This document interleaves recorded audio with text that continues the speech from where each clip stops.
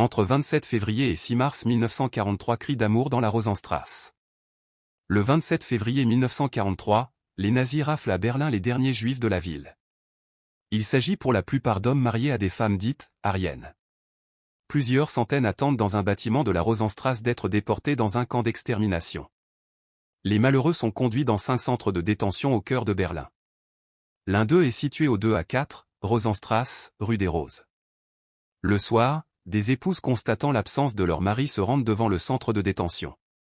Le lendemain, un dimanche, jour chômé, elles sont plusieurs centaines qui crient devant la façade « Rendez-nous nos maris ». La manifestation se prolonge les jours suivants et même après la tombée de la nuit, malgré un froid glacial. Elle rassemble par moments plusieurs centaines de personnes dont quelques hommes. Une brigade SS est appelée à la rescousse. Elle menace de mitrailler les manifestants mais la détermination de ceux-ci ne faiblit pas.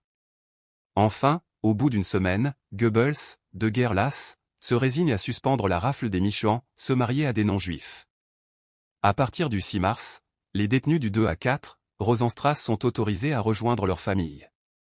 Cet épisode peu connu a fait l'objet d'un film remarquable, Rosenstraße. On peut lire sur la résistance civile au nazisme le livre très bien documenté de Jacques Semelin, Sans armes face à Hitler, la résistance civile en Europe 1939 à 1943, préface de Jean-Pierre Azéma, Bibliothèque historique Payot, 1989, 270 pages.